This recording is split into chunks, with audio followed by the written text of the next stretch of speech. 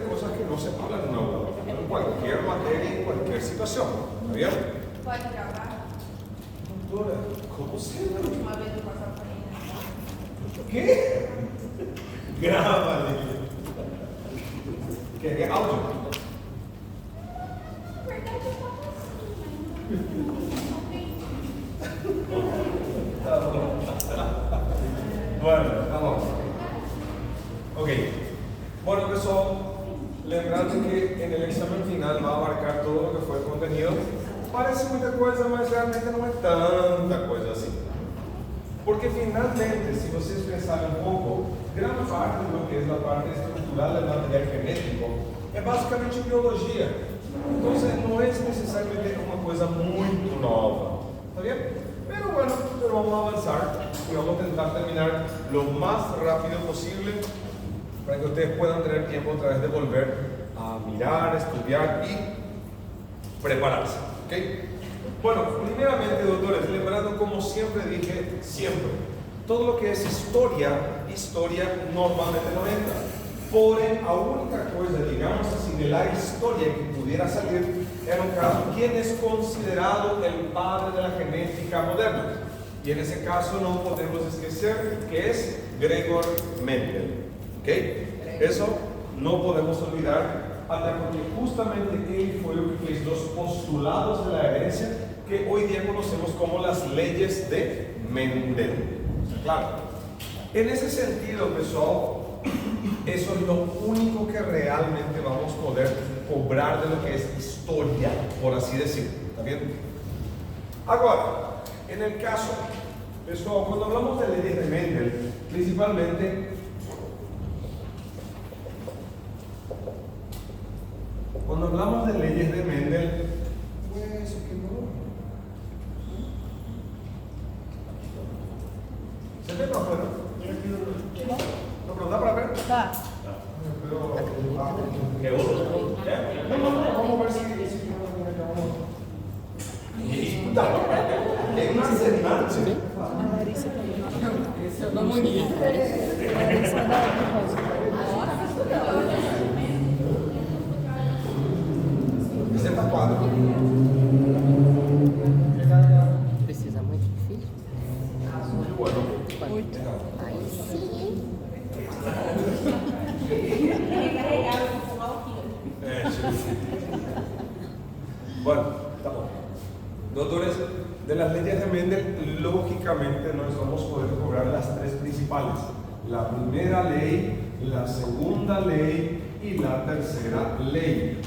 En el caso, doctores, lembrando que básicamente la primera y la segunda son las que son más realmente van a tener una lógica, un sentido, un concepto básico, porque en realidad la tercera es prácticamente una derivación de la segunda. Pero no obstante son tres y las tres pueden caer. ¿Y qué es lo que puede caer, doctores? Primeramente, lembrando que cuando hablamos de las leyes, no se olviden que cada ley está creado o fue creado por Mendel para explicar y para definir una situación específica. Y cada ley acabó teniendo un nombre en particular. En el caso, doctores, la primera ley es la que llamamos de la ley de la uniformidad. ¿Ok? No se olviden de eso. Ahora, ¿y por qué llamábamos de la ley de la uniformidad? Porque en este caso, doctores, lo que nós fazíamos era la asociación o la cruza de seres puros. Lembram? Puro dominante con un puro recesivo y finalmente a la hora de hacer el cuadro de Panet, todas las posibilidades de descendencia, todas acababan siendo híbridas. De la unión de padres puros, cualquier posibilidad generaría híbridos. Y esto es lo que vimos en este cuadro.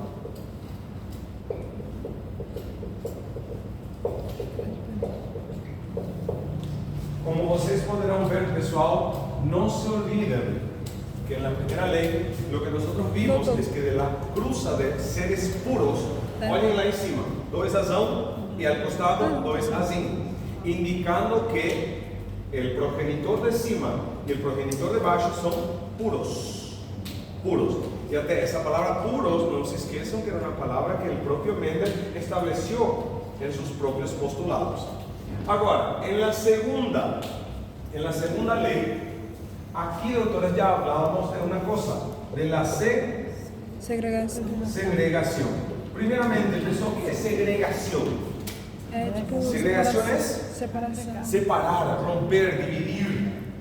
Porque, querendo ou não, doutores, uma coisa que Gregor Mendel já havia estabelecido também é que todos nós, para cada característica, na verdade, a gente teve uma informação que recebeu do progenitor masculino e outra que veio da progenitora feminina. E que necessariamente, isso aqui eu já tenho, é meu, mas na hora de eu transmitir para o meu descendente, eu não posso passar os dois, eu necessariamente vou ter que passar apenas um. Ou o que eu recebi do meu pai, ou o que eu recebi da minha mãe, independentemente. Tá bom? Então, esta é a segregação. Porém, doutores, na terceira lei também se habla de uma segregação. Isso é verdade. Também se habla de uma segregação. Porém, qual é a grande diferença da segregação da segunda e da terceira lei? A terceira é dos alelos. Que no caso, esta segregação é de alelos. E a terceira é características. De alelos. Enquanto que a segregação da terceira lei é características. Exacto, que é uma segregação independente de, aqui diz ela outra vez, é interessante, de los caracteres. Mas o que quer dizer de outra maneira? De genes diferentes, não sendo alelos especificamente. Tá bom? Neste caso, doutores, não se esqueçam que aqui na segunda lei é o que a gente já tinha feito, que é a cruza de estes híbridos. E desta maneira, como já estamos vendo, o quadro de pared da primeira lei já é bem diferente da segunda. Na primeira lei, os progenitores são puros, sendo um puro dominante, outro puro recessivo, e todos os descendentes híbridos. Na segunda lei, os dois progenitores são, de novo, híbridos. Olha, mistura. Finalmente, aqui nós vamos ter quantos tipos de possibilidades de descendente? 3. É que aqui, pessoal, uma coisa que nós não podemos Vai ter esquecer dominante, vai ter quando a gente recessivo, fala vai ter híbrido. Aqui é onde pode. Doutores, sempre lembrando que nós falamos na sala de aula. Pessoal, a nós, na medicina, hoje em dia, é de muita relevância e é de muita importância saber a cor das folhas das plantas que irão surgir a partir disto? Não. O que nos interessa de fato é como isto está relacionado com a nossa biologia, com a biologia humana, tá bom? E neste caso, doutores, para entender um pouco melhor o enfoque da prova, e como já caiu também na P1, pessoal, uma coisa que temos que diferenciar muito bem. Fenótipo e genótipo. Pessoal, não confundir, por favor. Fenótipo é o quê? Fenótipo é o conjunto de todas as características que exato, essa palavra é que vocês não têm que esquecer, que se expressaram numa pessoa. Agora, o que é genótipo? Conjunto de todas as informações que temos armazenado no nosso material genético, usando ou expressando ou não. Está vendo? Então, nesse caso, como que eu poderia complicar um pouco a prova? Assim como já foi na P1. Porque neste caso, doutores, observando aqui, na primeira lei, o genótipo dos 4 descendentes o genótipo. São iguais ou diferentes? Todos iguais. Então, no caso, na primeira lei, todos os genótipos serão iguais. A questão, o fenótipo, vão ser todos iguais? Não. Se fossem plantas, sim. No ser humano, não. Como exemplo que a gente tinha falado muito na sala de aula, cor de pele, cor de olho, cor de cabelo, e principalmente do olho, porque a gente falou que quem tem esta característica genética, que é uma mistura de dominante e recessivo, não se esqueçam que esta pessoa pode chegar a ter um olho bem escuro dominante, porque o ojo escuro é o dominante. Poderia ter um marrom, mel, verde, enfim, muitos tipos, correto? Então, isso aqui pode gerar diferentes tipos de fenótipo, principalmente na nossa espécie. Se fossem plantas, como são organismos um pouco mais simples, seriam praticamente quase todos completamente iguais. Agora, neste caso, pessoal, na segunda lei, aqui o genótipo era tudo igual. O fenótipo poderia variar. Aqui, o genótipo é tudo igual? Não, na verdade só esses dois são iguais. Só esses dois, enquanto que este já tem outra característica e este já tem outro de novo. Então, doutores, aqui, como eu poderia complicar isto? Como eu já compliquei na B1. De repente eu poderia colocar esse quadro da segunda lei e perguntar para vocês: quantos tipos de genótipos podemos encontrar neste quadro? 3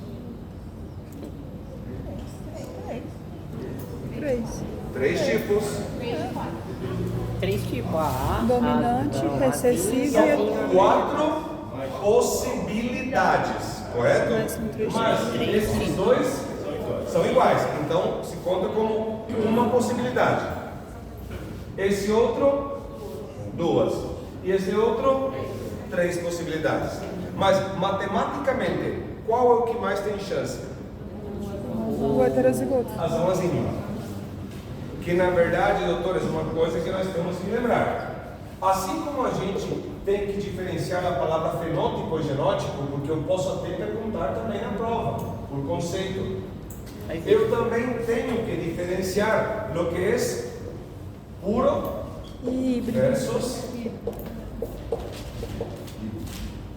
É porque assim, híbrido. vai ter dois. Vai ter Pessoal, recessivo e dominante. lembrando que as palavras puro e híbrido são palavras clássicas na genética, com certeza en que seria a genética mendeliana. Hoje em dia nós quase não utilizamos mais ele, mas sim temos que aceitá-lo porque faz parte da base da nossa matéria. Hoje dia, o que é puro, hoje em dia nós chamaríamos de Homozigoto. Homozigoto, entendeu? E híbrido seria? Heterozigoto.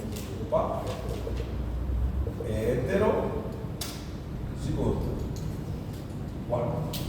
Pessoal, para entender a diferença desses dois, vocês vão ter que lembrar o que é um gene e o que são alelos. Porque, doutores, o que é um gene? Isso vocês já aprenderam em biologia. O que é um gene? Uma pequena porção, ou um fragmento, ou uma parte do DNA que é a informação genética verdadeira. Só que, pessoal, normalmente quando a gente vai se formar, quando as nossas células vão se formar, normalmente recebemos informação do pai e informação da mãe. Se eu recebi informação de cor da minha mãe, eu também recebi do meu pai. Então, querendo ou não, são genes iguais ou diferentes? Desculpem, vou reformular. É o mesmo gene? Não é o mesmo, porque um veio da mãe e o outro do pai. Então a origem mesmo já é diferente, não é o mesmo. A característica dos dois vai ser igual? Não necessariamente. Um pode ser mais dominante e o outro pode ser recessivo. Mas os dois podem estar trazendo informação para a mesma característica. Se este aqui está traindo informação para a cor de olho, esse outro também informação para a cor de olho, isto é o que nós chamamos de quê? Genes alelos. Bom? Genes alelos. Então, toda vez que a gente fala de genes alelos, a gente está falando de genes que, logicamente, têm origem diferente, são diferentes, porque um veio de um progenitor, o outro veio do outro. Só que o que vai fazer com que eles sejam definitivamente alelos é que os dois têm que trazer informação para a mesma característica. Mesmo que um deles seja dominante e que o outro seja recessivo. Isso não importa. O que importa é que os genes alelos vão ser alelos se os dois estão trazendo informação para a mesma característica. A questão, doutores, homozigota sempre serão aqueles alelos que são iguais em caractere. Em que sentido? Se esta informação é para a cor de olho, o outro gene também tem que ser para a cor de olho. Mas para ser homozigota, os dois têm que ser iguais. Dominantes. Ou Recessivos. Ou os dois têm que ser recessivos. Estaria? Agora, no caso, para ser híbrido ou heterozigota, os genes alelos, eles têm que ser Diferentes. diferentes. O que para nós seria, pelo menos, um dominante e um recessivo. Uma coisa que também não quero que vocês confundam é o fato de que, se vocês olharem todos os livros de genética, vocês quase sempre vão ver que se existe genes alelos heterozigoto, quase sempre vocês vão ver que o azão está, olhando assim a folha, sempre está para a esquerda. Dando até às vezes a entender que, não, que sempre está vindo de um dos progenitores, o dominante. Mas não, é simplesmente, como se diz, por convenção. Por convenção. O fato que este azão está sempre na esquerda não significa que ele sempre vai vir ou da mãe ou do pai. A questão é, para ser heterozigota, um tem que chegar como dominante, o outro chegar como recessivo. Então, pessoal, observe um pouco solamente até aqui. Quantas perguntas já podem ser só daqui? Não, eu acho que não. Aprovem. Bueno, mais ou menos, mais ou menos. Dá. Porque, doutores, porque você pode perguntar, ou eu posso colocar uma afirmação, sei lá, conjunto das características físicas expressadas em uma pessoa. E opção A, genótipo. Opção B, genoma. Opção C, gene. Opção D, fenótipo. Entendem? A mesma coisa com genótipo. Isso, faz tudo assim. Entendem? Então, cada uma dessas palavras pode ser feita dessa maneira. Querendo ou não, posso perguntar também alguma coisa com respeito a homozigota e a heterozigota. Um exemplo. Quando se apresenta genes alelos de caractere diferente, um dominante e outro recessivo, esta condição é chamada de homozigota dominante, homozigota recessivo, heterozigota. E depois, por último, nenhuma das anteriores, nem todas estão erradas, só como um distractor. Moral da história, doutores, só aqui já tem muita pergunta que pode cair. E também o fato de uma coisa, um fato muito importante. O fenótipo pode mudar, sim ou não? Ele pode. Só que o que é preciso para que o fenótipo de fato seja modificado? O ambiente. Fatores ambientais, não é isso? É necessário tanto o factor, tanto Genético quanto ambiental. o genético, mais a interação com o fator ambiental. ambiental. Agora, doutores, o genótipo, em teoria, pode mudar? Não. Nós sabemos que ele vai mudando com o tempo pelo envelhecimento, essas coisas, mas, em teoria, não muda. Correto? Então, este não muda. Este aqui muda. Mas em que caso? Quando existe uma condição genética e um fator ambiental. Então, mais uma coisa que pode ser perguntada. Pessoal, até aqui, está claro ou não está claro? Ótimo. Também, logicamente, pessoal, uma coisa que também temos que diferenciar claramente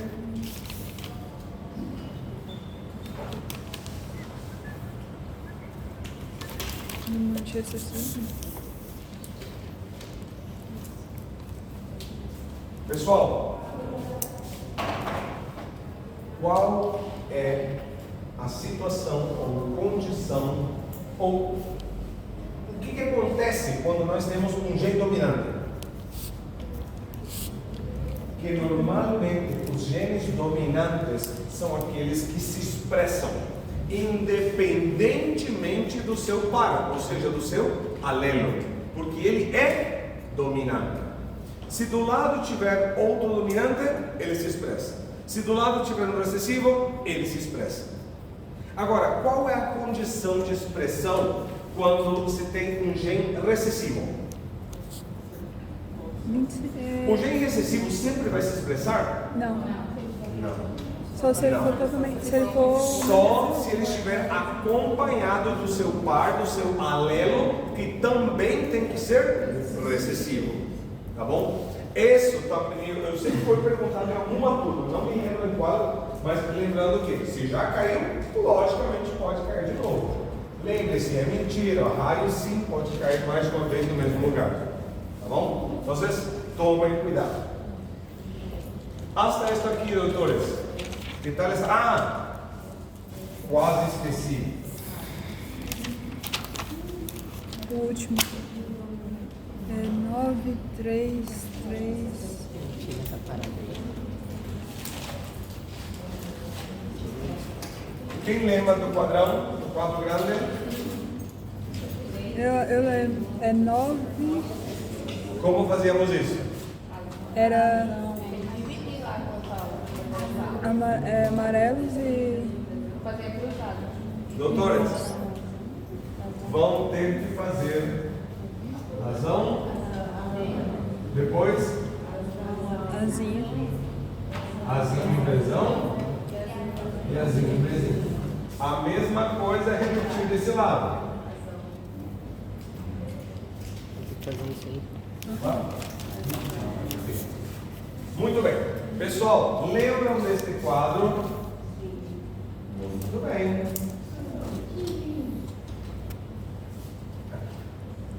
Bem. Pessoal, este quadro, eu acho que já caiu em uma turma também, eu acho que caiu em duas turmas, mas caiu diferente. Lembre-se que qualquer pergunta pode ser feita sobre o mesmo tema, mas de diferente foco. Está vendo?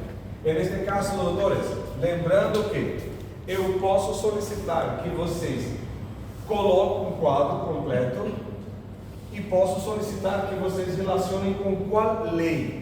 Lembrando, doutores, que aqui a gente até já está separando, de acordo com a lei. Por isso, prestar atenção nisso também.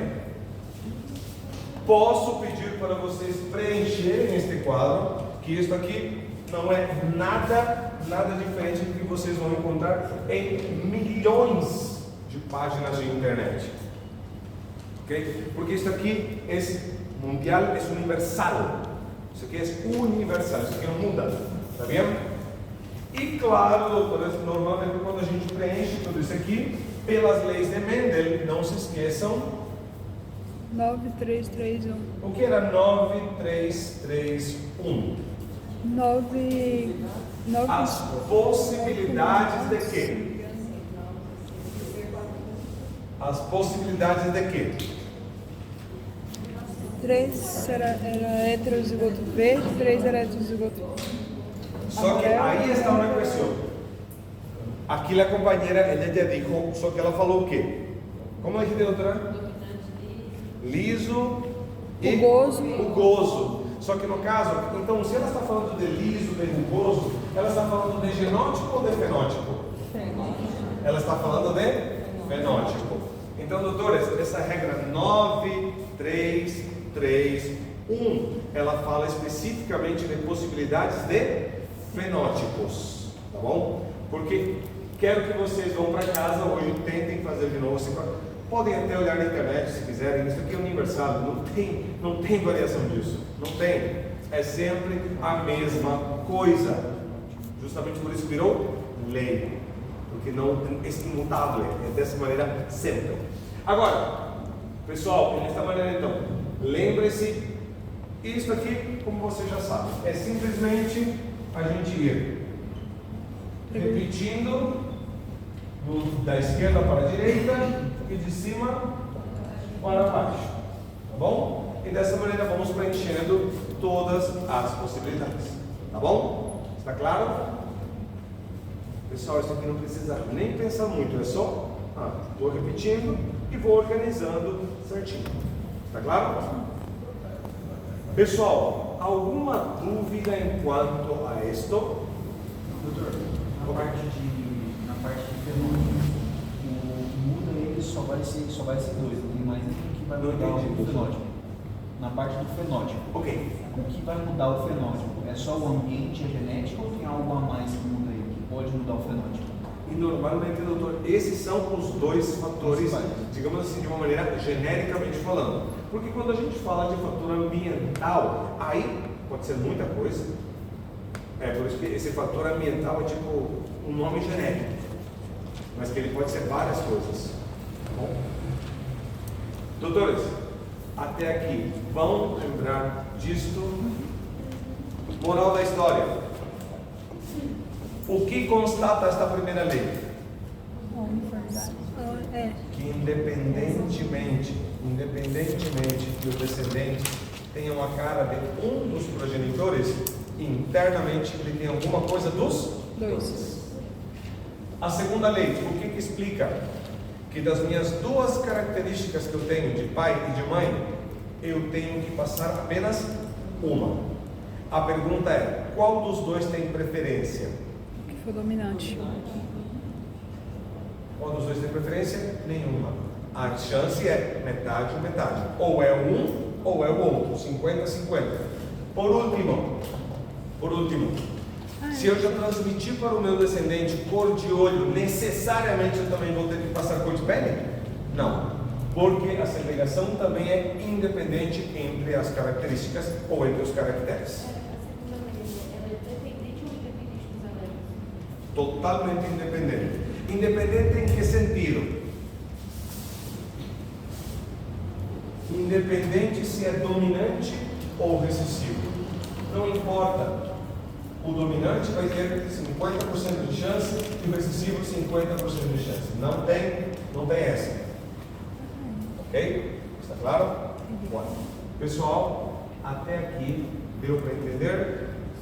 Certeza?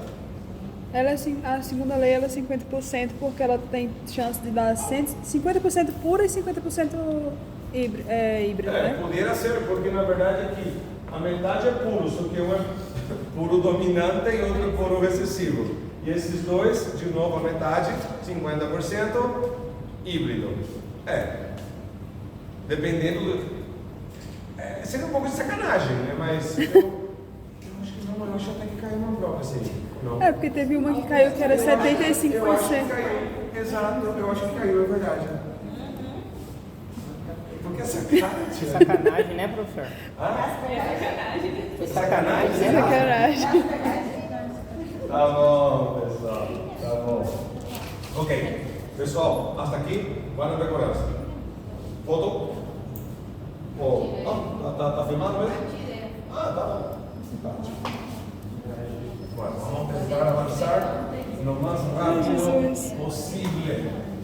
Doutor, caso a primeira lei vai dar tudo certo e a segunda 50%. Não entendi. A primeira lei Já deu. 25% de quê, doutor? Não, é 100%.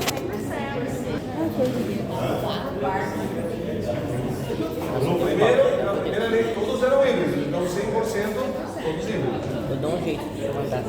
Possibilidade. Só não sei subir no trem. Dá um jeito. Pessoal, É fácil. sempre recordando que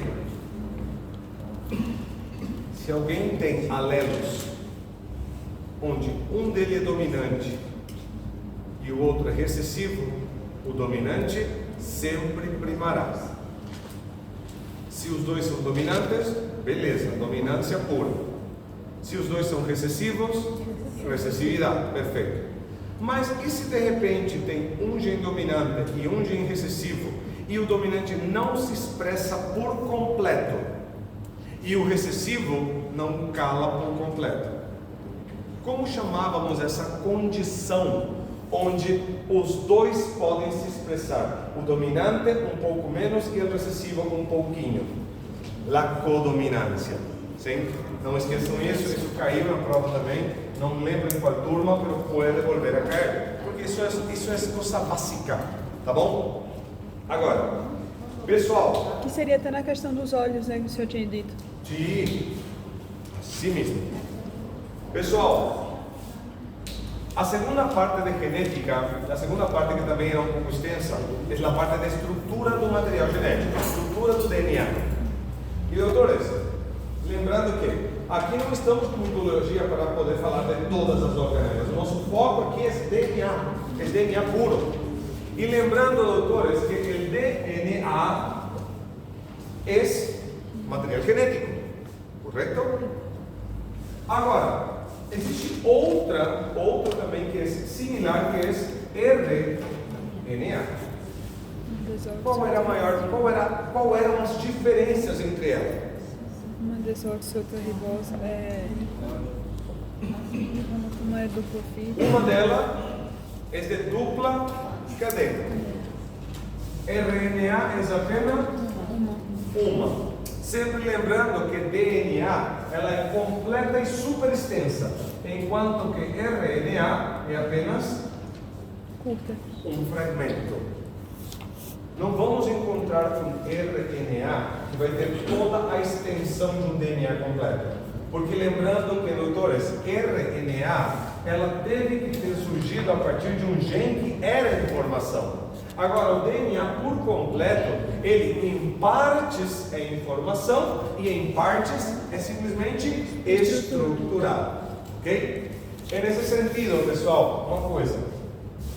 RNA, ele pode ser de vários tipos, só que principalmente ele pode ser mensageiro, ribossômico e transportador, transferidor ou de transferência. Os três nomes estão na mesma. Sin embargo, doutores, aqui uma questão. Se é ribossômico, tem que estar no citoplasma ou no retículo endoplasmático, mas tem que estar fora do núcleo. Mensageiro, uma hora ele pode estar dentro do núcleo, mas uma hora fora. O transportador tem que ajudar ao ribossomo, fora do núcleo.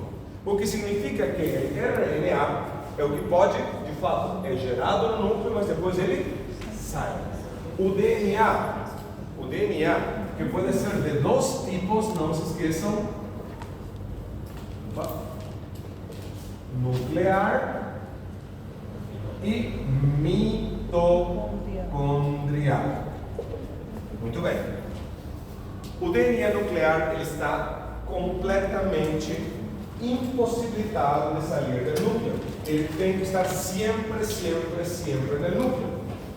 E no caso do mitocondrial, assim como vocês aprenderam em bactéria e microbiologia, o ADN está sempre no interior das bactérias, como no caso de nossas mitocôndrias. Ok. No caso, doutores, já estamos falando de várias diferenças. E acredito que vocês já estão percebendo que tudo isso pode ser perguntado. E até por isso vamos colocar aqui. Se origina en núcleo y sale al citosol. ¿Correcto? El RNA. El nuclear, bueno, ya dá para entender que está no núcleo, né? Preso no núcleo. El mitocondrial también. ¿Está claro? Pode ser perguntado isso sem maior problema. Só o mensageiro que, do RNA mensageiro que pode estar ou não. Doutores, é que vocês têm que lembrar que o RNA é uma cópia de quê? Do DNA. E o DNA está onde? No núcleo. E supondo que estamos falando disso aqui, correto? Em teoria, onde então se originou isso aqui? No núcleo. Se originou no núcleo. Só que depois de ser originado no núcleo, ele sai para o citosol. Ele não sai da célula, ele fica dentro da célula, isso aqui, dentro do citosol. Ok? Doutores, querendo ou não, como a gente acabou de falar, o DNA é o que vai ser usado para gerar um RNA, correto? Só que, pessoal, como chamava o processo onde a gente, a partir de um DNA, formamos um RNA? É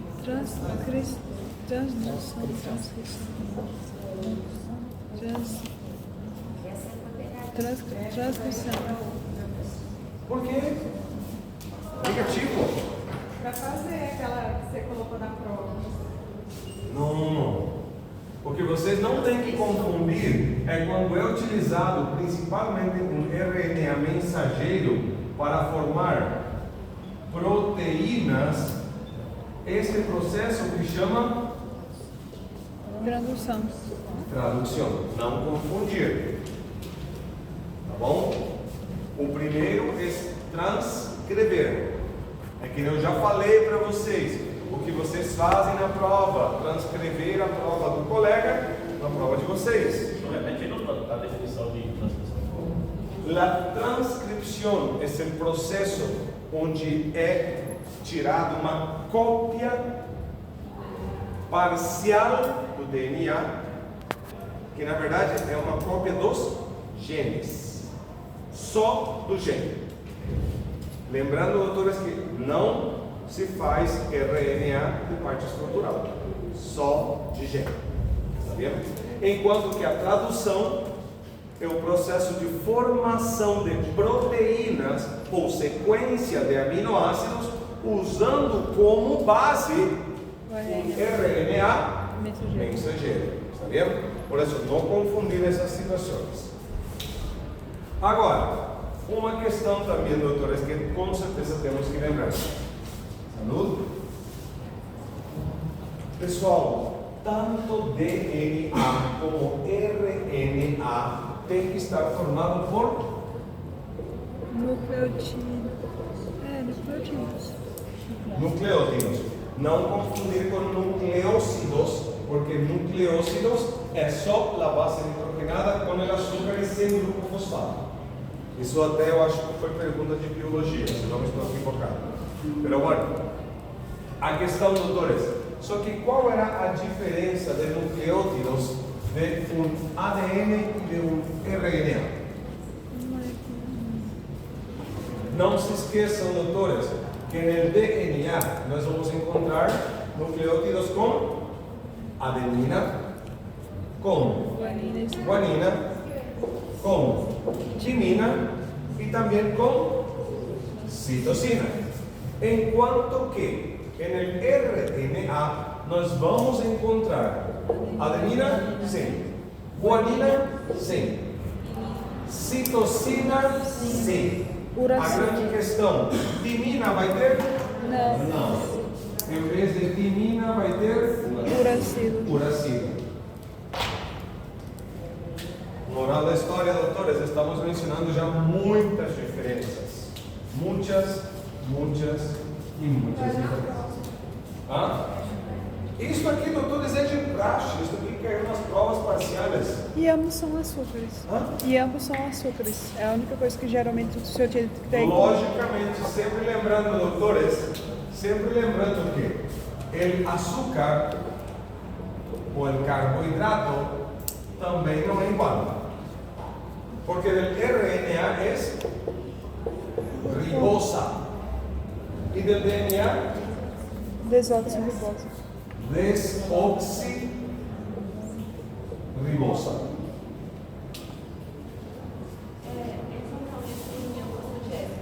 Como? En ambos. Porque eu tenho uma questão na prova que eu estava apanhando lá, se eu estava de uma forma, uma outra união, qual seria essa outra? Antihidrogênio. Doutores, uma coisa que vocês têm que lembrar, e é tão importante o que dijo a companheira. Pessoal, quando nós temos uma cadena de ADN, lembrando que cada cadena de ADN ela está formada por união de nucleótidos.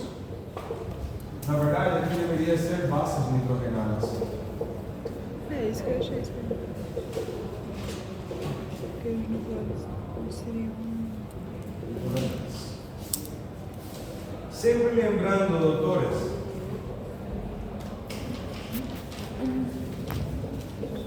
bueno, supondo, doutores, que esta é uma cadena de nucleótidos e esta é outra. Sempre estas vão estar unidas entre si para formar uma cadena, correto? É como se fosse uma cadena de cima e uma cadena de baixo. Beleza? Doutores, e aqui está a situação. Estas uniões que estão unindo este nucleótido número 1 com este nucleótido número 2 e sucessivamente, estas uniões são as que chamamos de uniões fosfodiéster. Então, vocês perceberão que este nucleótido pertence a esta cadena. O segundo também pertence a esta cadena. Então, todos os nucleótidos da mesma cadena vão estar aderidos, unidos ou ligados por meio de uniões fosfodiéster. Porém, pessoal, se isso aqui fosse DNA, ele teria que ter também o quê? Um outro tipo de união que vai unir o quê? Esta cadena de cima com esta cadena de baixo, e aí ela se tornaria de dupla cadena, correto? Este tipo de união é o que nós chamamos de puente, muito bem, de hidrogênio. Ah, é, Puente de hidrogênio. É fisiologia. No caso, pessoal, esto seria a estrutura básica de quê? Del RNA ou del DNA? DNA. Del DNA. Doutores, só que aqui vai lá a pergunta. E se isto aqui fosse um RNA e fosse solo de uma cadena? Solo de uma cadena. Qual é o tipo de união que ainda persistiria? A fosfodiéster. O que significa, doutores, que a união fosfodiéster é a que se mantém sempre, independentemente se é ADN ou RNA. Porque ela é o meio de união dos nucleótidos de uma mesma cadena. ¿Está claro? ¿Hasta aquí? ¿Estamos entendiendo? ¿Está complicado? Sí, está complicado. Yo sé que sí. Doutor, a ALK, como é que funciona? Como? A ALK. Aí vamos chegar agora no seguinte. Pessoal, estão vendo então, hasta agora, que nós estamos falando praticamente de estrutura, nucleótidos, forma, localização, correto? Bueno, pero agora vamos a lo siguiente. Vamos a dejar um pouco mais complicada a situação. Posso apagar? Já tiraram foto? E vamos falar agora rapidito.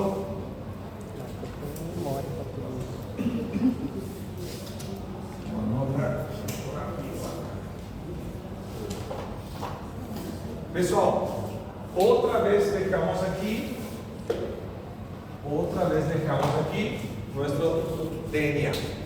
Lembrando, doutores, o nosso DNA nuclear que está no núcleo Ele é uma estrutura de material genético única ou fragmentada?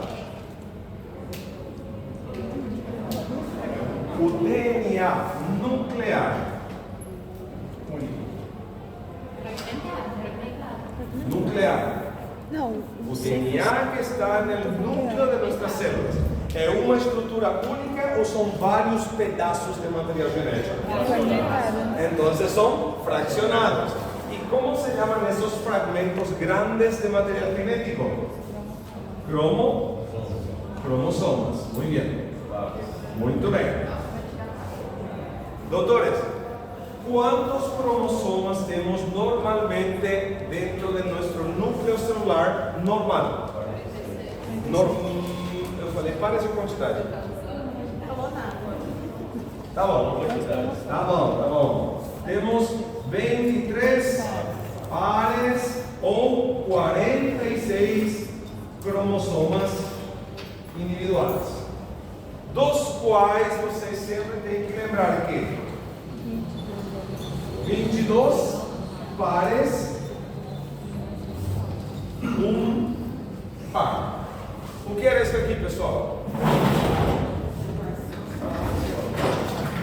Isto aqui era a classificação dos pares de cromossomas.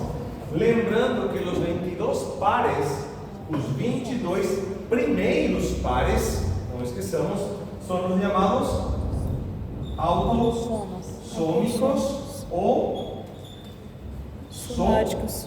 somáticos. Enquanto que o último par, o par 23, até vamos colocar aqui, é o par Sexual. sexual. Que de novo, se hablamos de términos completamente naturales, sem alteração genética nenhuma, ele vai poder ter duas variações. XY ou XY. XX, XY. Duplo X para uma pessoa de sexo feminino, XY para uma pessoa de sexo masculino. Está claro, pessoal, até aqui? Bom. Moral da história, pessoal, o que podemos perguntar disso até aqui? Podemos perguntar: o material genético nuclear está fragmentado ou único? Ou de repente, o material genético nuclear ele se encontra exclusivamente no núcleo, não podendo sair. E no seu interior, o DNA se encontra fragmentado em 23 pares de cromossomas. Verdadeiro ou falso? Eu fui muito extenso, mas na hora quando vai ter a prova para vocês lerem. Na verdade, que eu acabei de falar, quando vocês voltem a ler, a ouvir e a ver, esse verdadeiro. Porque é verdade, os pares de cromossomas estão obrigatoriamente no núcleo, não podem sair, e normalmente são 23 pares. Ok? Tá bom? Não esqueçamos disso. Só que, doutores, além desta característica, e aqui vem a diferença, se o DNA do núcleo está fragmentado, como é o DNA mitocondrial? Ele é inteiro. O DNA mitocondrial. El DNA mitocondrial,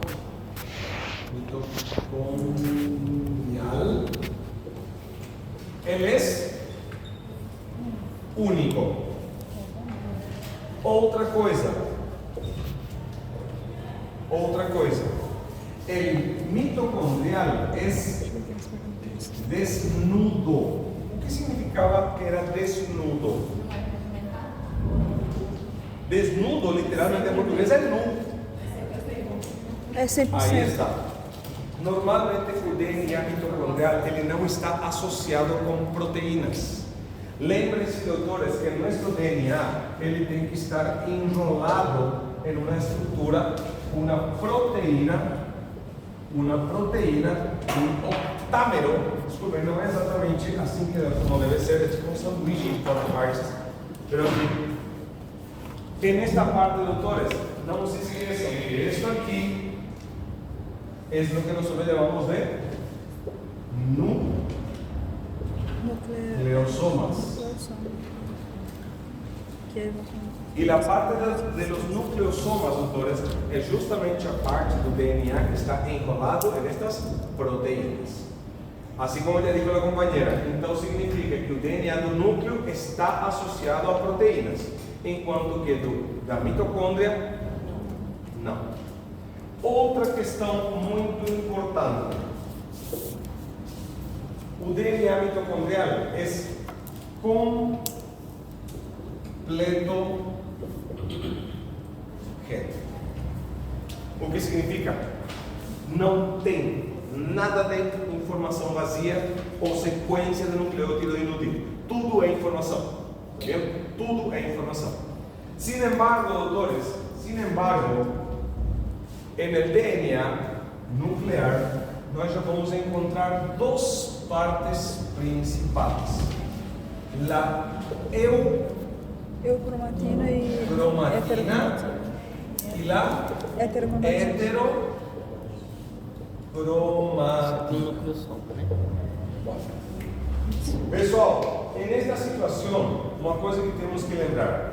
A heterocromatina é a parte do DNA que ele está um pouquinho enrolado, mas menos enrolado, não tão condensado, não tão enrolado, tão forte, até o ponto que ele pode ser separado e tirar essa informação que está dentro dele. Sin embargo, doutores, a heterocromatina é uma porção do DNA que está extremamente enrolado, muito fortemente enrolado, que praticamente não vai dar para usar nada que está dentro dele. Ou não é nada, ou simplesmente não dá para usar. Moral da história, é informação que a gente não vai utilizar. O que... Desculpa? Pode falar. Você que falou. Eu ia falar da cromatina. Ah, não. Agora então. O que eu quero então que lembremos que normalmente no nosso DNA nuclear nós vamos encontrar tanto uma parte de DNA que é informação e uma parte que não é informação. Só que, doutores, pelo geral, quantos por cento do material genético nuclear de fato é informação? 30% é. E 70% é estrutural. É só para manter o comprimento, o formato, a sequência dos genes, mas de fato, pessoal, não mais do que isso, sabendo? Por isso, por favor, não esqueçam disso. Aliás, desse 30%, quantos era para gerar RNA mensageiro? Apenas de 30%. 3% é para virar RNA mensageiro. E 27% vai ser o que então? Transportador, ribossômico, microRNA, outros tipos também que existem, mas alguns até a gente nem sabe muito bem. Sabemos que alguns estão vinculados a reações alérgicas, imunológicas, mas até hoje tem alguns RNA que a gente não sabe nem como funciona. Exato. Mensageiro 3%. Por que a gente declara que são mensageiros? Porque o que é mensageiro de fato é o que vai servir como sequência para gerar proteínas, para a tradução. Está vendo? E se gera proteína, proteína é igual a característica. Bom? Pessoal, logicamente, pessoal, uma coisa que nós não podemos esquecer, vamos deixar aqui. Por último, como? Aí vamos completar por último também uma coisa importante. Pessoal, DNA mitocondrial 100% materno. DNA nuclear 50% materno, 50% paterno. 50% paterno.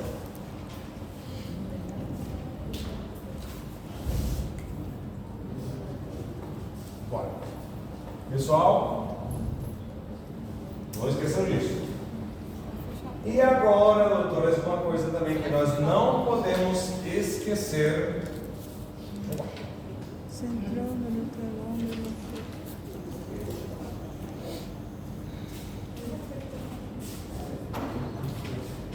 Bem, pessoal, lembrando que normalmente a gente recebe um cromossomo da mãe, um cromossomo do pai. E normalmente, doutores, cada cromossoma vai estar unido por uma parte que se chama centrómero. Como se chama o braço que pelo geral está para cima e que é um pouco mais curto? P. Braço P. P. E o braço que pelo geral está para baixo é mais comprido? Q. Braço Q. Largo ou braço Q. Como era chamado, pessoal, as extremidades dos cromossomas? Telômero. Muy bien. Telómeros.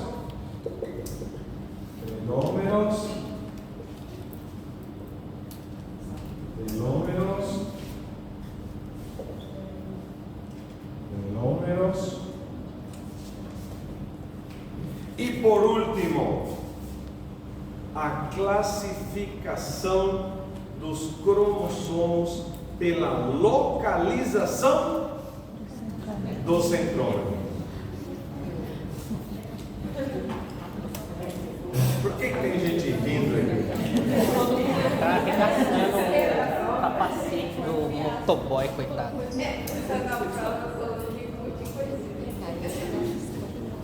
Bueno, doutores, se o centrómero, em teoria, estiver o mais no centro possível, como chamávamos? Como se chamava esta?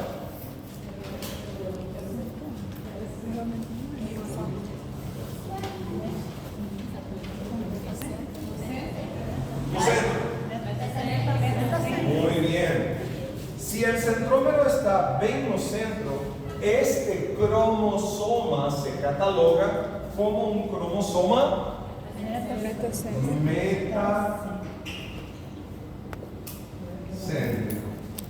Com um centrómero metacêntrico. Se estiver um pouco mais para cima, submetacêntrico. Correto? Quanto mais para cima estiver, aí está a questão. Em biologia, vocês já falaram que isso seria acrocêntrico. Isso. E seria, e se estivesse praticamente na ponta do telômero, seria telocêntrico. Ou seja, seria metacêntrico, submetacêntrico, E telocêntrico. acrocêntrico, telocêntrico. Porém, este livro, o Emmerich, ele não fala de acrocêntrico, ele só fala de 3: metacêntrico, submetacêntrico e já diretamente telocêntrico.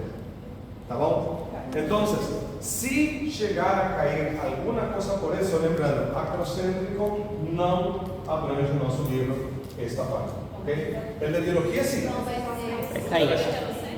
Meta, sub e Telo. telo diretamente. Só três. O tele já fica bem em Já cima. fica bem na ponta. Porque como chamava a ponta? Telômero. Telômero. Então, se o centrômero já estava em cima, É um telômero. telocêntrico. Entendeu? Agora a gente não vai explicar. Então, Nós não vamos. Então, primeiro lá em cima. Deus queira que não, doutora. Doutor, então, primeiro. Deus queira que não, porque agora não volta. Primeiro é o metacêntrico. Chico, você está bem no meio. Se está um pouquinho para cima, submeta. Se está bem lá na ponta, telocêntrico. É telocêntrico, não telocentro, não telo. Telecena também não Não, é. telecena não, telecena. Não, que eu me lembro, não. Hã? Exato. Telecêntrico, metacêntrico, Telecena não. acrocêntrico. Não. Ela é sempre só lembrar do Flamengo, parece. Bueno,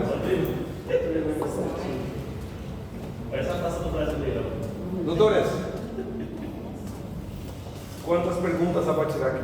Eu pensei que já deu umas 200 já. Na verdade, já fechou a prova. Você vai manter até aí. Já deu, professor. Vamos chegar até lá, vamos chegar até lá. Tomar. Foto. Ah, não, já tá? Agora só precisa falar de síndrome. Hã? Só precisa falar de síndrome de Down. Isso aí ainda é meio que não tem nada coisa. Ai, cara.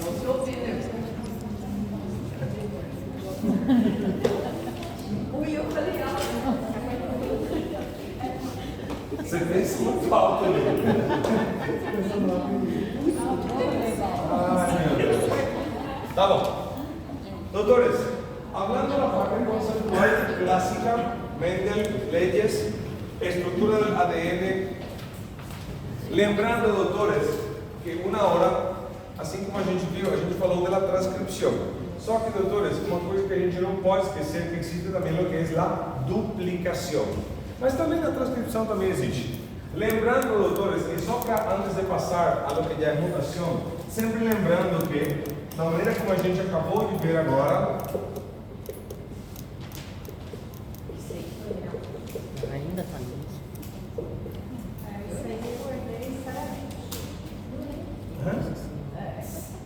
como assim? Valendo 5 pontos. Foi 5 pontos, né? Jogado fora. Essa eu errei. Não aproveitaram a chance.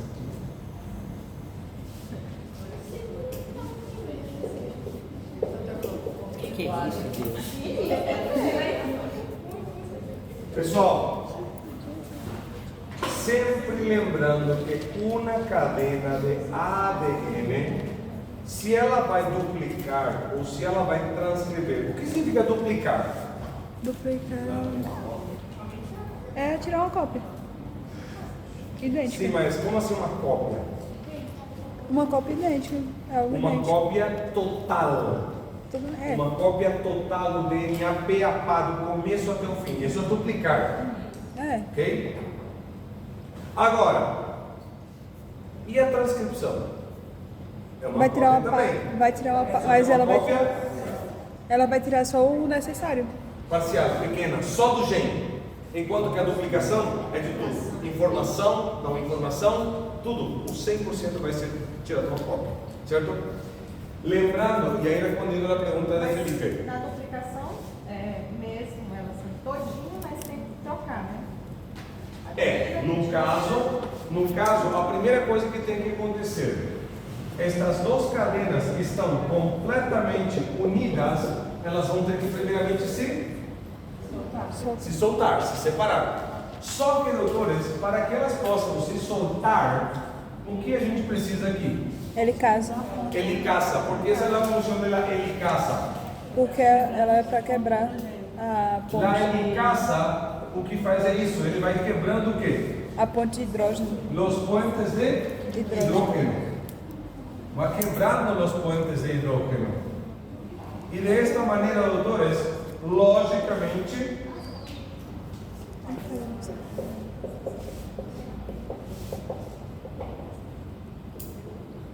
desta maneira, finalmente, as duas cadenas se separam. Pessoal, então o que fez a helicasa? Ela quebrou a ponte de hidrógeno. A única coisa que ela fez é quebrar os puentes de hidrógeno, que era justamente uma das coisas que mantinham as duas cadenas unidas. Depois, quem tem que chegar aqui?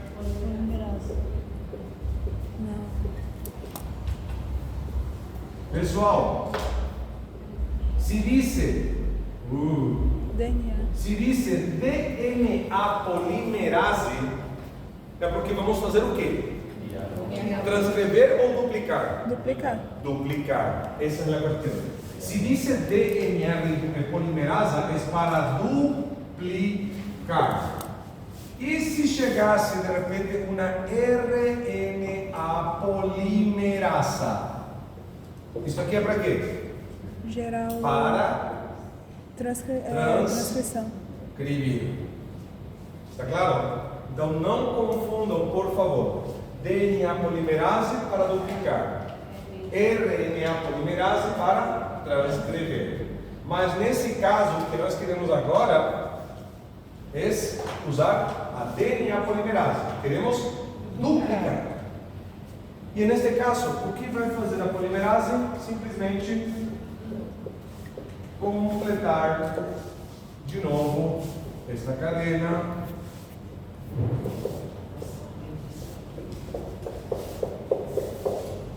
Como se chamava esta cadena que está aqui de cor negra, que já estava presente? Não, era Cadena? velha. Velha. Cadena velha. E essa aqui? Não. Cadena. Não está errado dizer que é cadena nova. Não está errado. Mas é a complementar, porque é que complementa a outra cadena que já estava presente. E a mesma coisa acontece aqui em cima. E a mesma coisa acontece aqui em cima.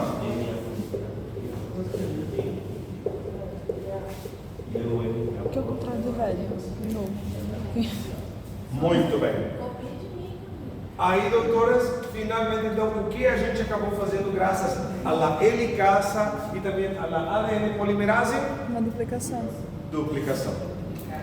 Duplicou por completo. Se tínhamos 46 cromossomos e agora duplicou tudo, temos quantos cromossomos? 92. Que depois, em teoria, os 92 voltam a se separar em 46 para uma célula e 46 para a outra. Está claro, doutores? Beleza? Tranquilo? Vocês perceberam que a gente falou agora há pouco que existia diferença entre a DNA polimerase e a RNA polimerase, certo? Mas vocês perceberam que a helicase mudou? Não, é a mesma. Está vendo? É a mesma. Agora, o que também podemos mencionar que é diferente, que no caso da duplicação a gente utiliza topoisomerasa 1 e 2. 1 e 2. Agora, na transcrição a gente só utiliza topoisomerasa 1. Por favor, não esquecer disso. Vamos colocar aqui. Transcrição, duplicação. Nos dois vamos ter que utilizar o quê? Helicasa. Em los dois. Helicasa. Aqui vamos ter que, em transcrição, RNA Polimerase. poli. Na duplicação, DNA polimerase. Em na duplicação, topoisomerasa 1 e 2. E neste caso, topoisomerasa somente tipo 1. Transcrição é parcial, duplicação é completa. Como? Transcrição é parcial e duplicação é completa. Transcrição é uma cópia total. Cópia Parcial. parcial. Está claro, doutores? Lembrando que isso aqui é para refrescar a memória, organizar outra vez demais. Caramba, isso aqui também tinha, é verdade. Essa é a finalidade desta atividade. Está claro? Pessoal, até aqui como estamos? Essa é copa parcial, né, doutor? Aqui, duplicação, cópia total. Na outra. Transcrição, cópia parcial. Está escrito ali, helicase. Helicase. Aqui, helicasa. Desculpe que a minha letra ela não é tão boa, não é tão ruim também, mas quando eu estou bem apurado, ela fica bem ruim. Pero bueno. Pessoal, que tal hasta aqui? Podemos avançar? Doutor, explica aquela relação que o senhor tinha falado da sarcômera até o cromossoma, que o senhor tinha dito, que elas, tipo, da questão do DNA, que ela é sarcômera e Não. Isso é físico. Isso é física e física. Não, que o senhor te fala. Sarcômera não.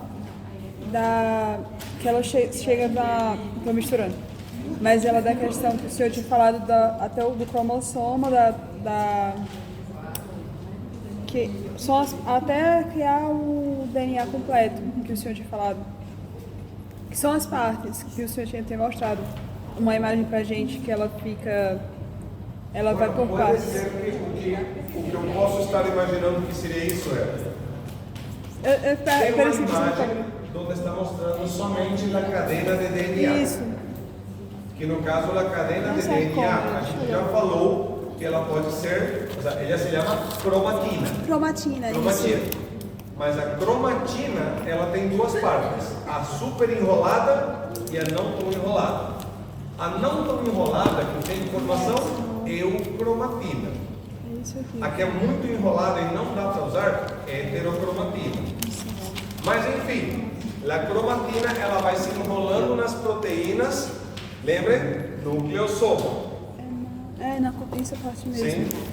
Porque o senhor tinha mostrado que tinha um passo a passo, do nucleossoma até cromossoma. Sim. No caso seria cromatina enrolado nas proteínas do nucleossoma. Depois começa a se enrolar de novo e os nucleossomas ficam formando tipo florzinhas, que são chamados de solenoides. Solenoides. Por último, os solenoides vão dando mais, vão se enrolando cada vez mais até chegar a um cromossomo. Era essa parte que eu queria saber. Ah não, então, recordar, a sequência é só DNA, cromatina. Depois já enrola no nucleossoma. Depois formam os solenoides. E por último, cromossomo. É isso aí. Bom? Coloquem essa sequência. Será que eu fiz? Cromatina. Depois, mais enrolado em proteínas, nucleossomas. Vai se enrolando cada vez mais, solenoides. E por último, se enrolando cada vez mais e formando o cromossomo. Lembrando que os cromossomos sempre devem estar em pares. Um de origem paterno, um de origem materna. Estão unidos por el centrómero. Tem um braço para cima curto, braço P. Tem um braço longo para baixo, braço Q. E tem as extremidades telômeros. Ok? Eu fui além. Biologia, meu Deus, cabeça foi além. Solenoides. E depois, já os cromossomos. Sarcômera. Nunca na minha vida que eu tô. Pessoal, Conta de sarcófago. até aqui. Como? Duplicação é Esta es duplicación. Doutores, replicação é a mesma coisa que duplicação. Qual é a diferença entre isto e a transcrição? A transcrição vai pegar uma parte, só o que é necessário para ela, que é uma parcela, né? Primeiramente, tem que ser RNA. RNA polimerase. Outra coisa, Ai, Deus, olha. não vai se gerar duas cadenas complementares, vai se gerar apenas uma. Só que, doutores, em vez da timina, aqui o que vai aparecer? Uracilo. Só que depois o que vai acontecer? De novo, Ele casa. se quebra de novo esta união, o RNA sai dali, este aqui sai daqui, e o que acontece com esta cadeia que ficou aqui embaixo? Volta ao seu lugar.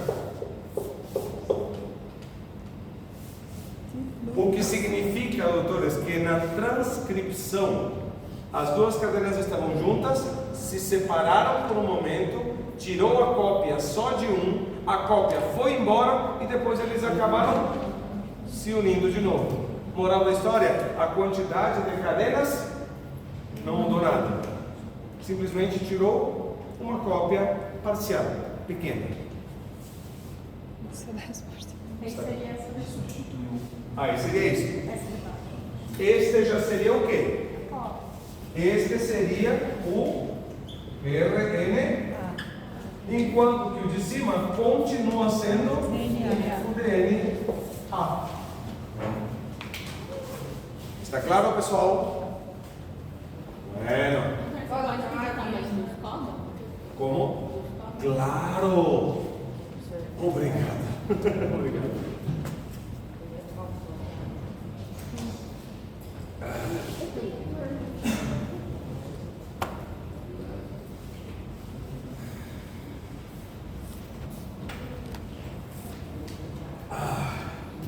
Bueno.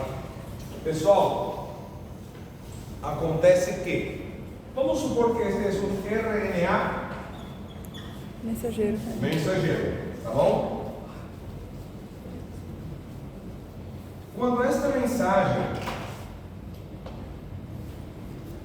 mensagem chegar até o ribossoma, o ribossomo ele vai ir lendo De 3 em 3. de 3 em 3. E no caso, doutores, a sequência de 3 nucleótidos do RNA mensageiro é o que nós chamamos de codon ou triplete. Só que, doutores, para que isto funcione,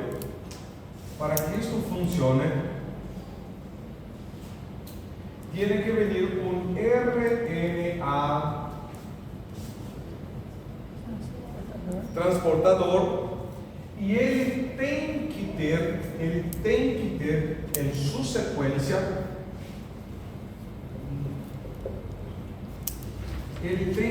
uma sequência que, no caso, pessoal, observem um pouco esta sequência. A adenina sempre tem que estar enfrentada com quem? Uracilo. Com a timina, só que como estamos falando de RNA, a timina muda por uracilo. Se aqui tem uracilo, aqui tem que ter Adenina. se aqui tem guanina, aqui tem que ter Citosina. citosina. Moral da história, vocês percebem que este aqui é o nosso códon, correto? E qual era o nome desta sequência que era a inversa do códon? Muito bem. Anticódon. Então, doutores, lembrando que o códon é o que a gente encontra onde? No RNA mensageiro. No RNA mensageiro. Enquanto que o anticódon a gente encontra em quem?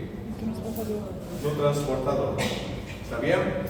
E isso não se esqueçam, porque se eu não estou equivocado, numa das turmas já caiu essa diferença. Professor, não é um códon, é o RNA mensageiro, e o anticódon é o RNA mensageiro. Isso mesmo. Bom. Pessoal, isto quedou claro? Sim. Tudo bem. Lembrando, sempre, o primeiro códon sempre tem que ser AUG, que é o que representa sempre o aminoácido metionina. Muito bem. Metionina. Esse é o único que sempre é. Tá bom? Metionina. Bom, pessoal, hasta aqui que tal estamos? Vamos bem? Estamos quase lá. Bem, eu acho. Agora, com um quadro, praticamente vamos a terminar todo. Doutores, o que é uma mutação? É uma variação genética. Alteração. Uma mutação é qualquer tipo de cambio que pode sofrer o material genético. Qualquer. Seja ela evolutiva, seja ela patológica, seja ela induzida ou seja ela espontânea. Mutação é mudar, é trocar, é variar. Tá bom? Porém, doutores, uma coisa que a gente sempre tem que falar, que as mutações elas se classificam. Lembrando que principalmente vamos encontrar as mutações gênicas. O que significa mutações gênicas? Aquelas que afetam os genes.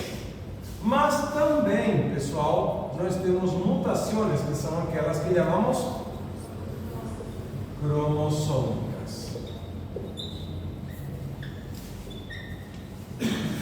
Pessoal, desta maneira, não esquecer uma coisa.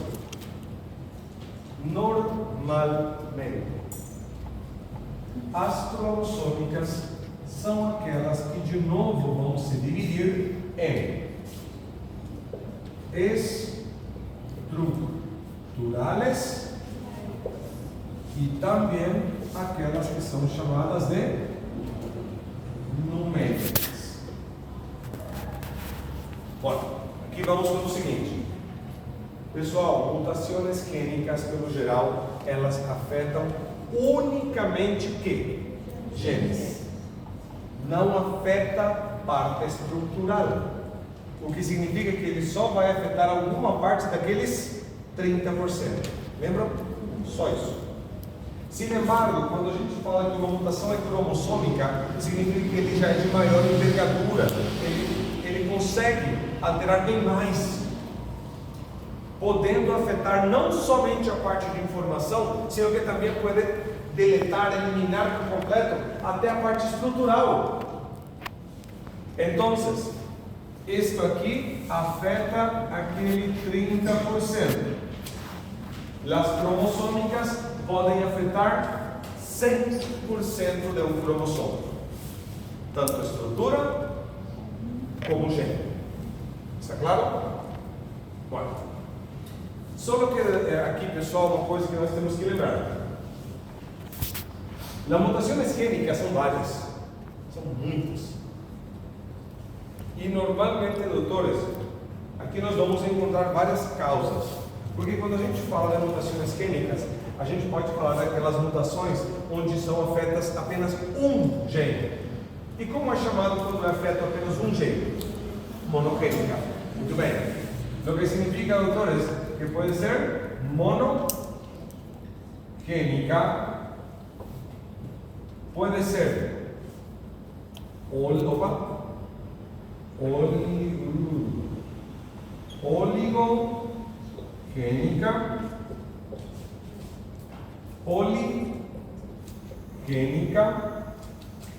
Só que, pessoal, qual é a diferença de oligogênica e de poligênica? Óligo é pouco. Poucas. E poli seria Sim. múltiplas, várias. Sim. Mono, oligo, poli. Porém, doutores, uma coisa que nós falamos em classe, e isto está cada vez mais se está constatando, pessoal, que em realidade, tanto as oligogênicas como as poligênicas, cada vez mais estão vinculadas a las que são multifactoriais. Doutores, Só nessa questão, se eu tiver trabalho de explicar, a multifatoriais e poligênicas não é a mesma coisa. Muito. conceitualmente não. Porque, doutor, pensemos um pouco. Se você está lendo em alguma parte diz que uma pessoa tem uma condição, uma doença, uma patologia, e que esta patologia ela é poligênica, o que você tem que entender? Que esta patologia está ligada à alteração de vários genes. Só isso. É isso que quer dizer. Agora, se você ouvir ou estiver lendo que uma certa patologia, uma certa condição, um certo síndrome, ele é multifactorial, o que significa? Muitos fatores podem causar ele. Que nesta situação é preciso que exista algum fator de predisposição genética.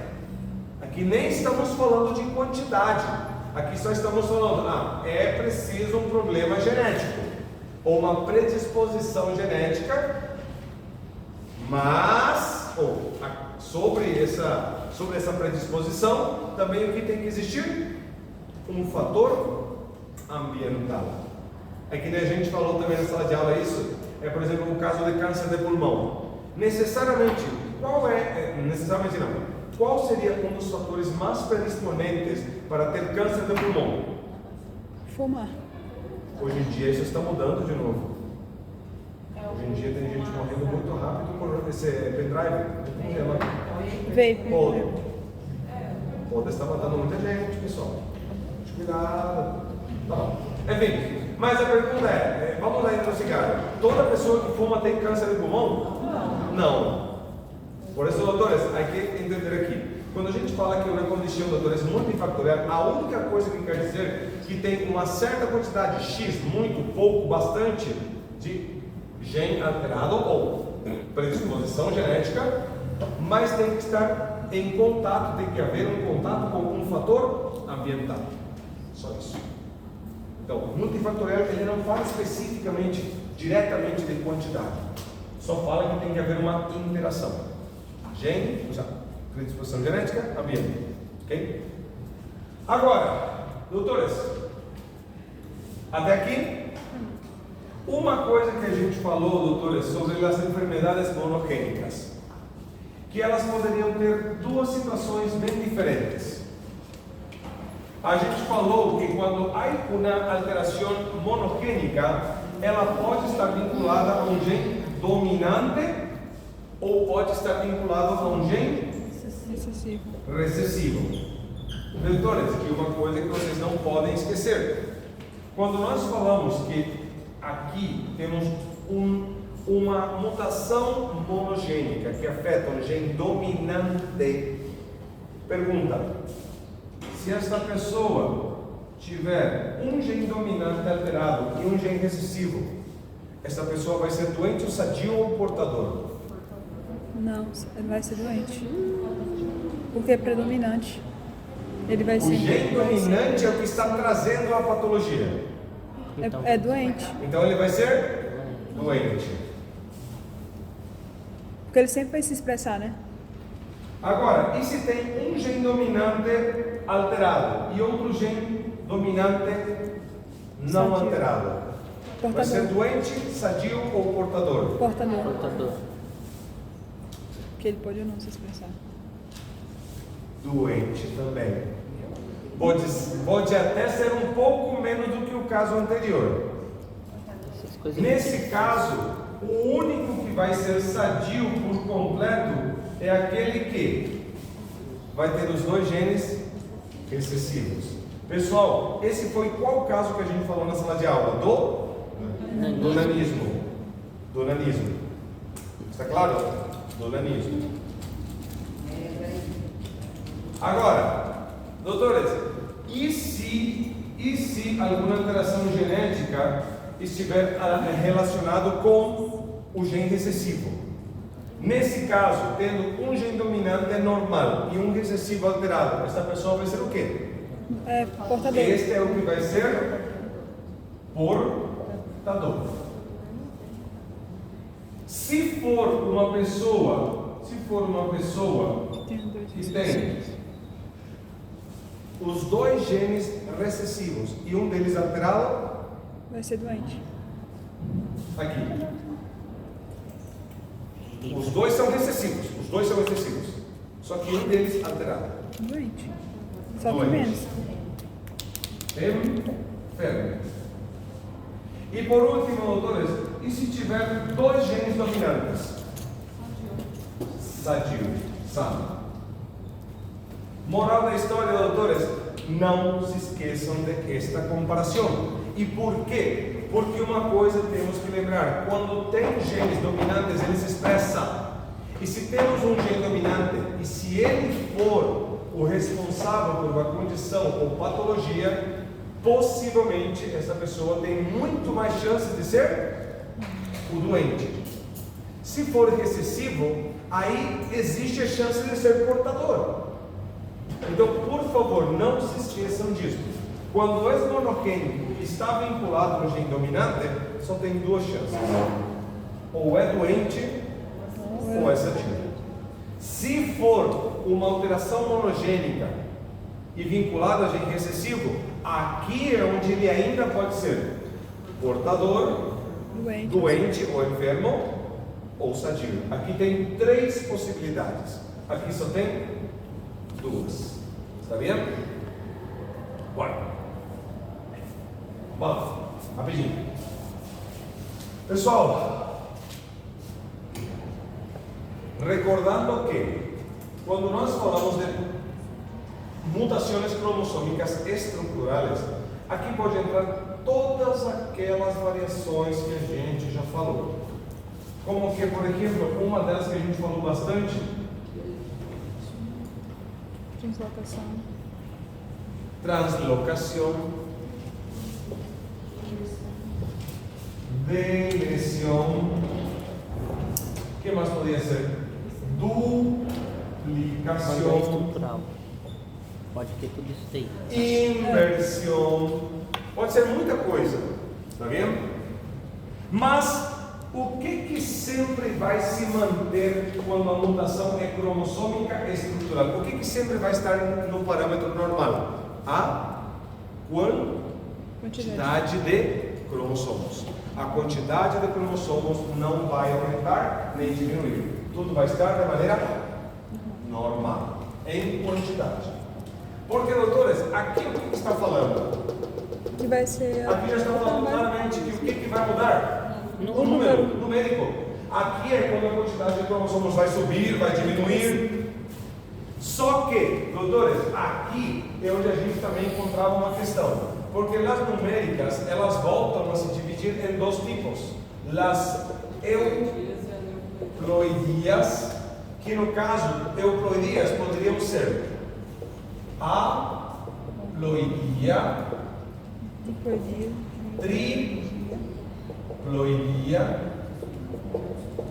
tetraploidia e, enfim, e vai aumentando: pentaploidia, hexaploidia, heptaploidia, octaploidia, nonaploidia, decaploidia, e vai aumentando. Só que o que tem em comum, pessoal, o que tem em comum todas estas?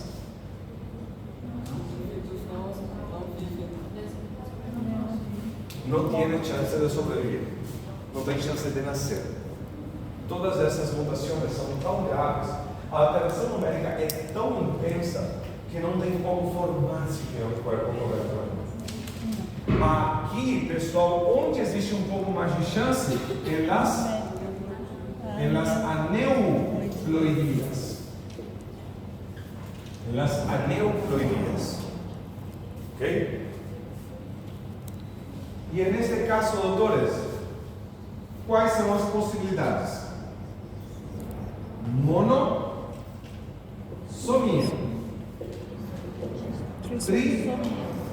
trissomia, tetrasomia, pentasomia, hexasomia, heptasomia, enfim, vai de novo subir. Doutores, lembrando,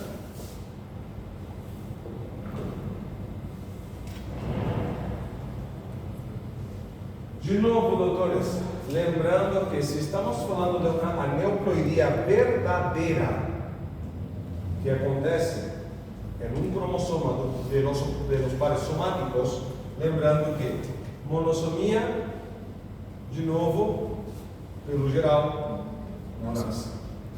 Tetrasomia, não nasce. Pentasomia, não nasce. E no caso, doutores, trissomia sempre vai nascer? Não. Depende muito bem.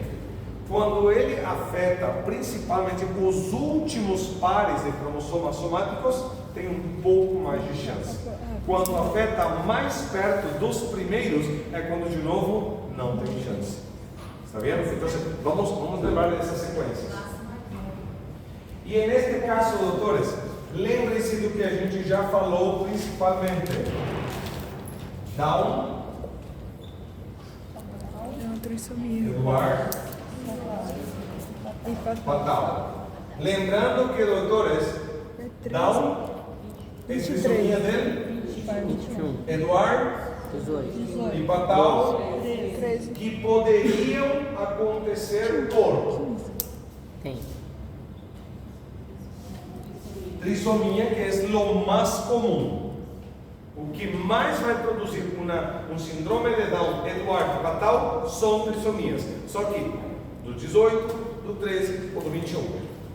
Mas a gente falou que também poderia ser o quê? Translocação. Lembre-se, também poderia ser isso. E finalmente, uma coisa que é o mais raro de todos, que é o mosaicismo ou mosaico. Que era o mais raro de todos, mas pelo menos é o que tinha maior probabilidade de ter melhores condições fisiológicas, menos alterações, mais condição de vida. Sabia? Doutores, até aqui, que tal? Uma coisa que também a gente falou, só que isso não é mutação. Não é uma mutação propriamente dita, mas se acontecer no lugar errado, não é um problema. Porque, doutores, e isso eu vou colocar aqui no canto. Porque teve uma que ele pegou até na nossa prova de 2015.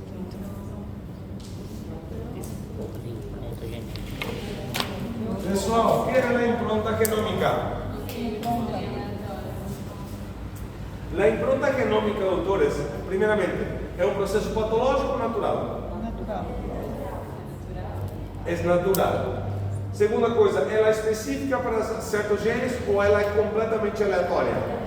Completamente aleatória.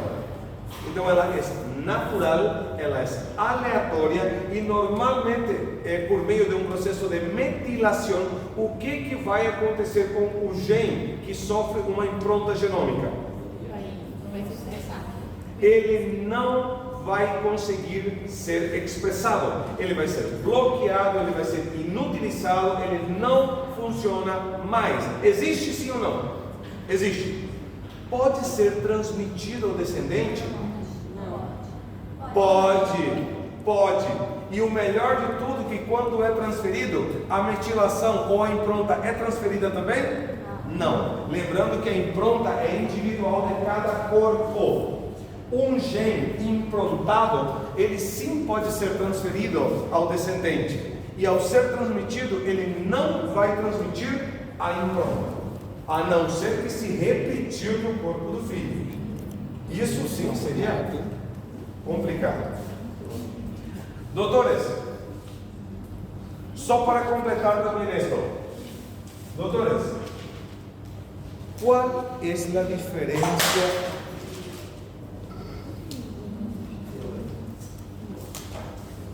¿Cuál es la diferencia? Nada.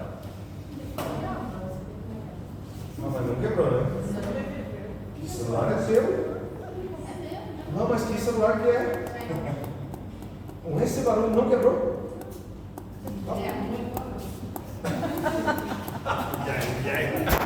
Bueno, por último, doutores, uma situação que hablamos também: síndrome de Prader-Willi e síndrome de Angelman. O que eles tinham em comum? É no 15º par. Que afeta o 15º par de cromossomas, braço P ou braço Q? Que localização? Qual locus de genes? 13, 14. Ele no 15º par e ele tem uma alteração no braço Q.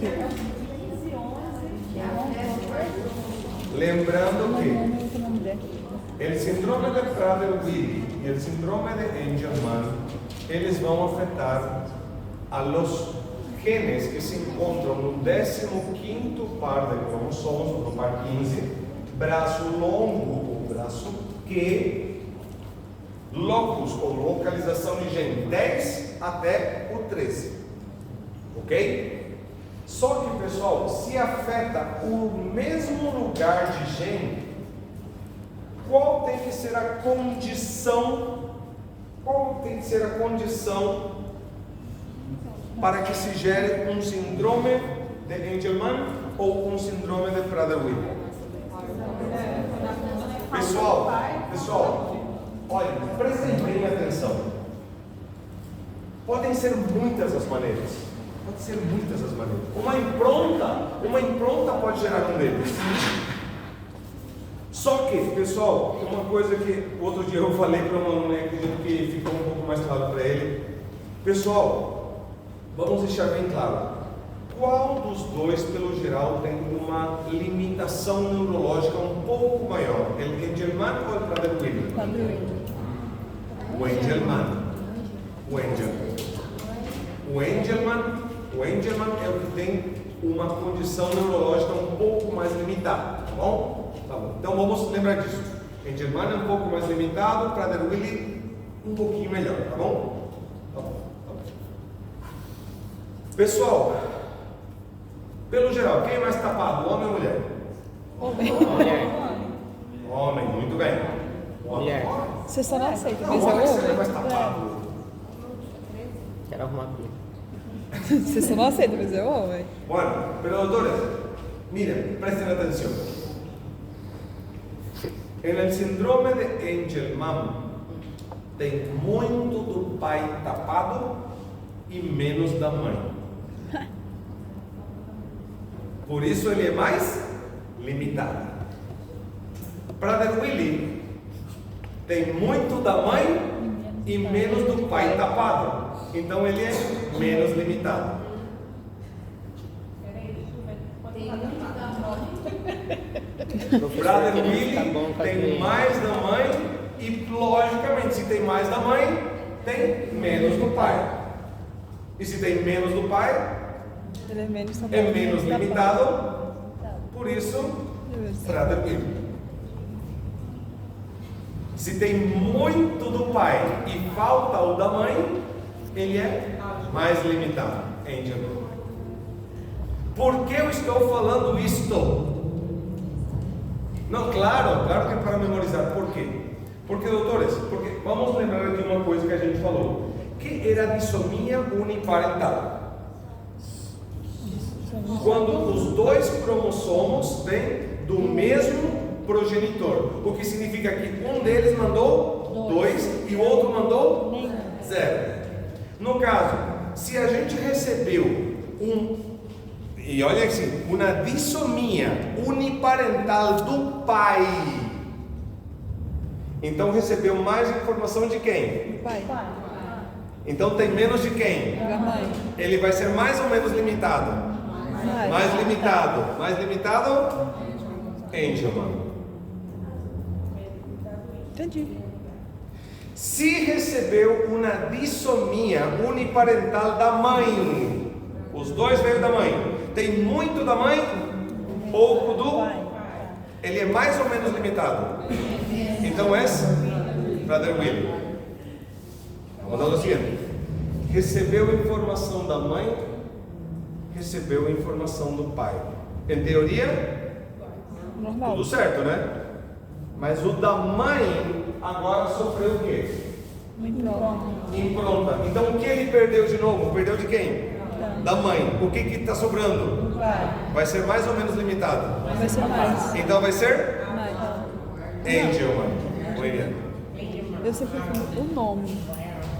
Doutores, leiam as perguntas, identifiquem o que está faltando e o que está sobrando. Sobrou mais do pai?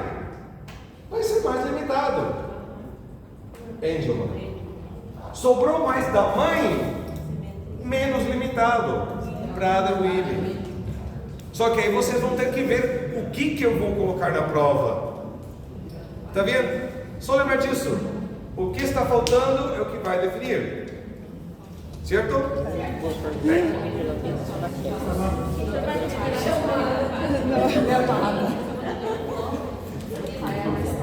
Não entendi. Alguns livros dizem de referência porque aprende um pouquinho mais. Mas alguns também, eles limitam porque a doutora fala 11 e 13. Isso mesmo. Para aprender um pouquinho mais. Sim?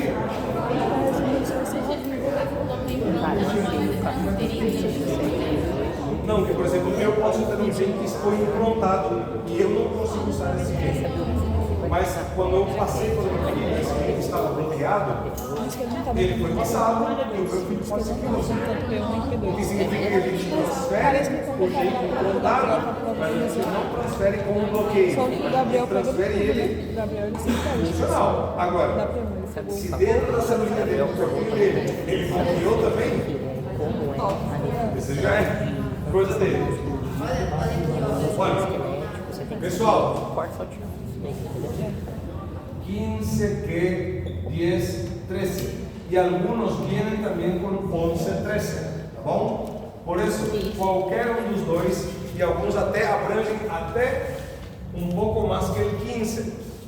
Porque, doutores, lembrem-se que estas alterações, elas nunca vão afetar exatamente igual, exactamente. Podem ter pequenas variações.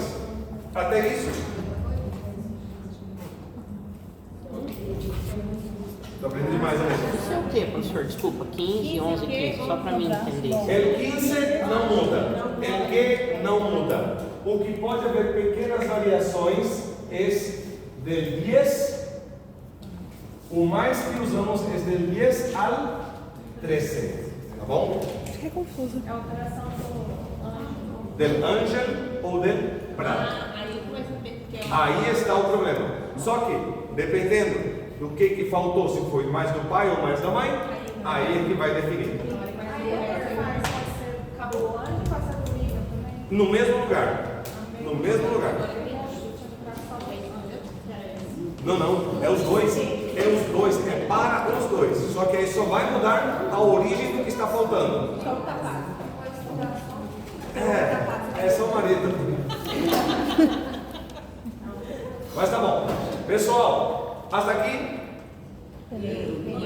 Acabou, né? Vai. Tem mais? Sim, mais um.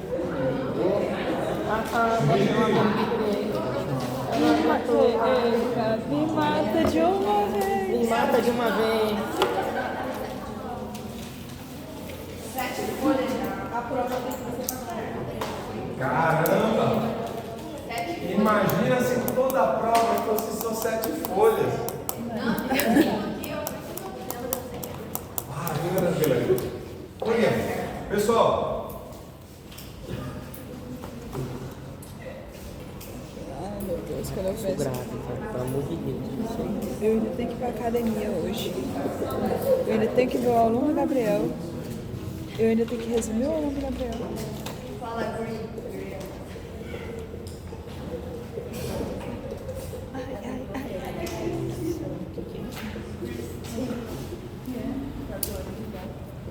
Não, é que eu chamo.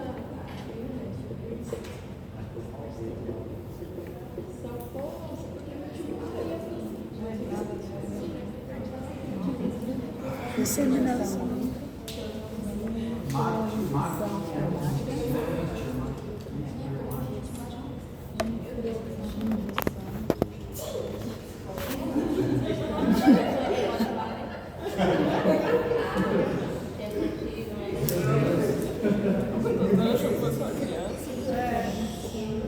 assim, meio a Mônica, Cebolinha, mais ou menos. Microinjección espermática y el último, transferencia de embriones. Foi você, doutora? Engraçado que você explica. Fica à vontade. Vai. Eu giro na câmera do nada. Bueno, doutores. Daqui a pouco tá só eu lá. Doutores, uma coisa que com certeza vocês têm que lembrar de qualquer tipo de processo de reprodução assistida é que ela vai ter algumas características. Como que, por exemplo, porcentaje de eficácia baja, custo elevado,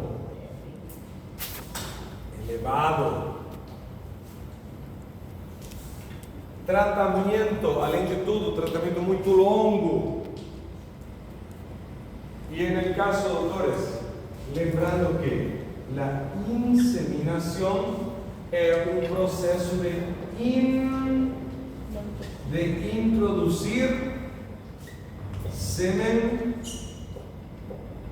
en realidad ya va a depender de la técnica, o directamente en útero o trompa. Útero o trompa, le va a variar. ¿Qué es la FIV? La fertilización in vitro. Es literalmente fecundación en medio de cultivo. En microbiología, ¿ustedes no vieron varios medios de cultivo? Sí. Aquí también es básicamente lo mismo, solo que es un medio especial, donde tiene ciertas características de humedad, temperatura, tiene también de ciertos tipos de componentes, líquidos, elementos, en fin. Pero doctores, es básicamente un medio de cultivo, donde la fertilización o la fecundación debe de acontecer aparentemente de manera natural, pero en lugar artificial. ¿Okay? En el caso, doctores, la microinyección espermática é aquela onde a gente literalmente, como já falamos em classe, doutores, é onde já se introduce um espermatozoide seleccionado al interior directo de un ovocito. ¿Ok? Directo. Y normalmente, doctores, tanto en la FIV como en la microinyección espermática, después de unos días de cultivo o de incubadora, de estufas especiales, se tiene que evaluar la condición del cigoto, del embrión, para que en la hora cierta se tenga que transferir al útero de esta mamá. Em caso, doutores, que uma mulher não tenha condição de fazer nem fertilização, nem microinjeção, porque ela não tem mais óvulos e o marido já não tem mais espermatozoide, se pode literalmente conseguir embriones, ou seja, são cigotos, já são óvulos fecundados e diretamente transferir a essa mamá, o que significa que a transferência de embrião não necessariamente tem que ser de células próprias, senão que pode ser completamente de células compradas, donadas, ou enfim, conseguidas. Nesse caso seria tipo uma barriga de aluguel, né? Não, porque barriga de aluguel, pelo menos no Brasil e no Paraguai, é da prisão. Solidária. Não, mas eu digo assim, ela não vai ter vínculo genético nenhum, mas ela só vai gerar. Mas vai gerar, a barriga vai crescer, tudo normal, tudo como seria uma gestação. Só que não aconteceu a fecundação dentro dela, simplesmente a implantação e o desenvolvimento. Por gentileza. Então, a fecundação in vitro e a microinserção espermática, consequentemente, eu vou ter que fazer uma transferência de embrião depois. Claro, porque isso está em uma pequena placa no laboratório. Tá. E querendo ou não, depois a gente tem que pegar isso e colocar dentro do corpo da mulher, dentro do útero, para que finalmente exista o quê? A implantação natural. Tá bom, tá bom. Sim, a implantação é a última e a única parte que continua natural. Pessoal? Professora, a transferência de embriões é também por financiamento de... É que depende, doutora, o que Mas você precisa de um vai óvulo fecundado. fazer isso. No caso, se você precisar disso um dia, Eu consigo te mostrar ter aqui. óvulos, você pode usar o Vou seu. tirar já aí, pra ver se Mas e se consegue. você não tem mais? E seu marido também já não tiver mais espermatozoide? Você pode comprar diretamente no cliente e colocar lá dentro. E se Deus quiser, vai implantar e barrigão.